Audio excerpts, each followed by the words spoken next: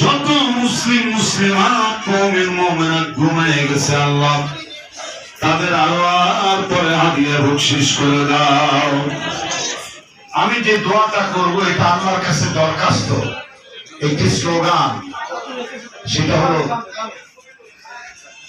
আমরা যা কিছু বলছি পড়ন্ত বেলায় রোজা মুখে আমাদের পক্ষ থেকে যেন আল্লাহ আমাদের দোয়াটা কবুল করে নেয়।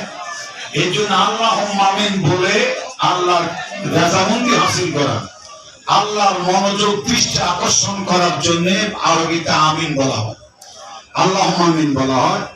তো দোয়ার অবস্থা বুঝে যার যার যেই দোয়া প্রয়োজন, জাতির জন্য, সমাজের জন্য, আজকের এই সমিতির জন্য, আমি দোয়া করে যাব। আপনাদের দায়িত্ব হচ্ছে মঞ্চ ময়দান থেকে, ডায়ালস থেকে, অডিয়েন্স থেকে একটু আল্লাহুম্মা আমিন জোরে বলা।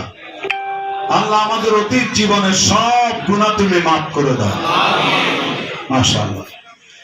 আল্লাহ তাআলা সারাদিন সিয়াম সাধনার মাধ্যমে হালালকে হালাল জেনে, হারামকে হারাম জেনে আমরা রোজা ব্রত পালন করেছি।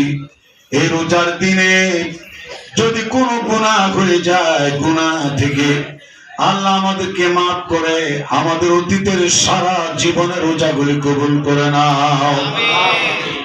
যে কয়েকটা রোজা আছে আর যে কয়েকদিন দুনিয়ায় বেঁচে থাকবো, আল্লাহ আমরা যেন তোমার রোজাগুলি যথাযথভাবে পালন করতে পারি তৌফিক দান করে দিও। যাদের জন্য জাহান্নামের আগুনের দরজা এই রমজান মাসে বন্ধ করেছো, বন্ধ রেখে দাও। যাদের জন্য রমজান মাসে জান্নাতের দরজা খুলে রেখেছো, আল্লাহ তাদের জন্য জান্নাতের দরজা কিয়ামত পর্যন্ত খোলা রেখে দাও।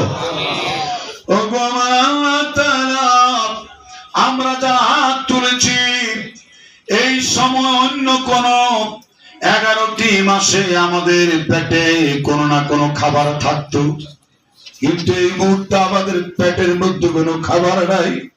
ক্ষুধার্ত দেহি তো তোমার দরবারে শুকনো মুখে রোজা রেখেছি।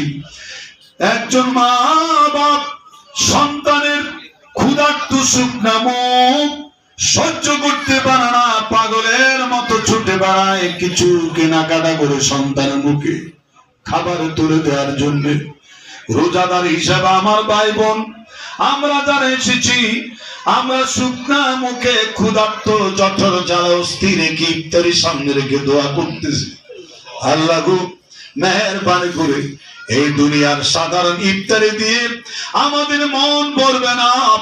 তোমার হাবিবের হাতে হাউজে কাউসারের পানি আর জান্নাতের নাজ নেয়ামত দিয়ে আমাদের ইফতারের ব্যবস্থা করে দিও।